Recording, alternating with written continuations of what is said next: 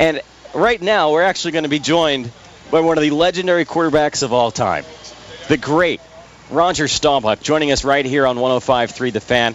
Roger, thanks so much for stopping by. Thanks for coming out to this event today, and very, very nice to meet you. Thank you. It's great being here. I played baseball in college all 4 years, so I just see if I can still swing a bat today, you know? Now, do you remember this field 40, 50 years ago? Well, I do. Actually, our son Jeff played here a lot when he got out of college at Duke. He played baseball at Duke, and he was on an amateur team here, so I used to come down here a lot. Yeah. Nathan and I were talking about Cowboys fans these days because you've seen a lot of highs and lows over the years.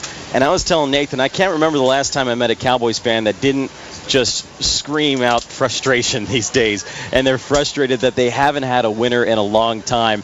How do you feel that Cowboys fans feel these days? How do you think they approach a new season and when they hear the same things over and over again? I think there's hope in many of the seasons we've had since Troy's days in the 90s, and you know, we had the 13-3 year, and there was we lost to the Giants in that opening game, playoff game.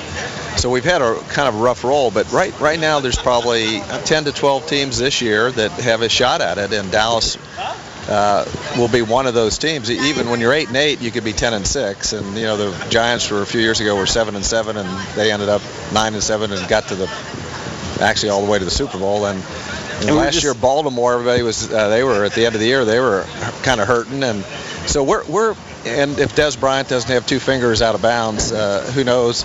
So at least I think Dallas has got the talent to be competitive, and with the league, as far as there's no real dominant teams, we have hope this year to get to the playoffs. And once you're in the playoffs, anything can happen. So we're just that's the new NFL.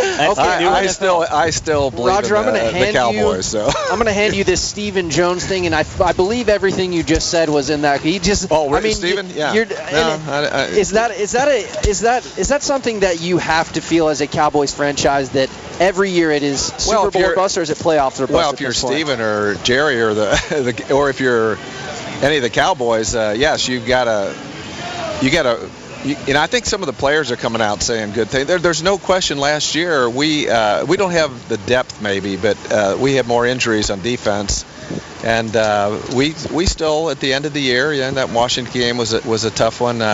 But we're kind of in the hunt at 8-8, but we're not there yet. So that doesn't mean we're not like we were 2-12 or 2-14 or something. So I'm as a Cowboy fan, I do get excited about the season started, and I truly believe that we could be in the playoffs this year. You know what's great about this interview is the amount of times that you say "we," and you're still a part of it. You're still fired up. It's the only team I ever played for. It never leaves. It never leaves you, and that's a wonderful thing. And I've got a lot of fans around the country that might not be Cowboy fans that drive me crazy. So I want to get even with them one of these days. You know. I'm curious, and I want to ask you about one of the hot topics of this offseason, the play calling. I don't want to call it a controversy, but a lot of people made a lot of noise about it. I don't know the history of who was calling plays when you played with Tom Landry, but how did it work back then? And is this blown out of proportion, and was it made into a bigger deal than what it actually was?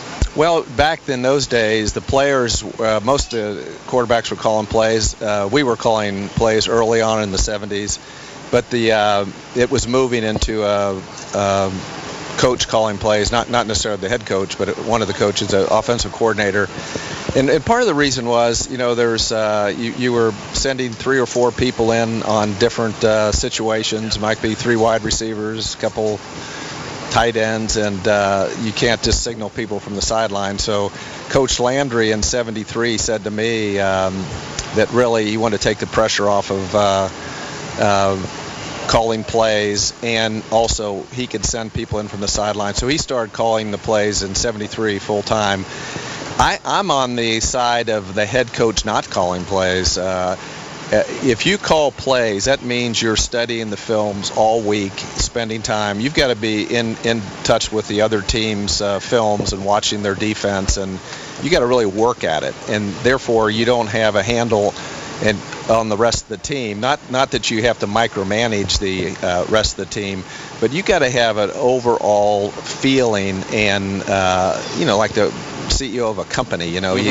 you got to have the right feeling and make the decisions when you have to, but you're in tune with every aspect of the team. And I think a head coach calling the plays, it's more difficult to do that. So I'm a believer in having a coordinator, whoever, this in our case it'll be Callahan, calling the plays. I think it's a good move, and I'm a fan of Jason Garrett's, and I think it'll take give Jason a chance to do other things and see what's going on and make decisions that maybe he hasn't made in the past, that he has a feel for everything that's going on and just not the offensive play calling. Interesting. Roger Staubach joining Nate and Nimrod here on 105 through the Fan. With all the responsibilities given, the big contract, everything put on Tony Romo's plate going forward, I know that the perception is that this is more than he's ever done, but how does he go forward knowing now that everybody assumes this is his team to shine with?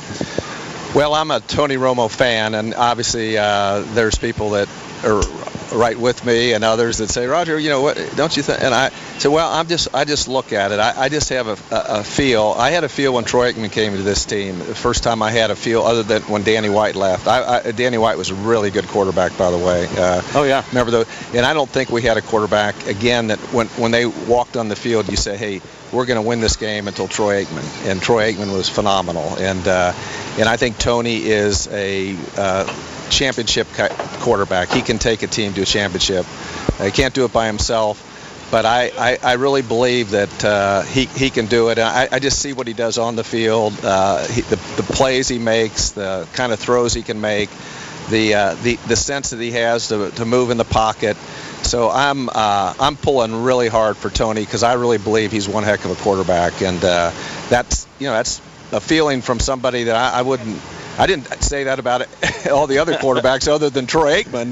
You mean Drew Henson didn't give you that warm, fuzzy feeling? Not quite, and there's others that, even Parcells, through those 4 years he had, he didn't have the right feel for the right quarterback in charge, and I think Tony's I think he's the right quarterback. I think we're lucky to have Tony Romo. Well, we're pulling for you out here today at the Brandon Carr charity softball game. I want to see what Roger's got left in the tank on the softball diamond. I played baseball in college, but it's been a while, so I might embarrass myself out here with my swing. But I know how to swing. I just might not be able to hit it. If it makes you feel any better, you can't be worse than any of our fan hosts out there. So just bat behind them, and you'll be completely fine. Thanks for stopping by. We really appreciate it. I'll talk to you after the season, and you're going to say, Staubach doesn't know what he's talking about. Or, hey, Rogers. Hey, Rogers a genius. Hey. Thanks for coming by, Roger. We appreciate it. Roger Staubach, Captain America here on 105 through the Fan with Nate and Nimrod.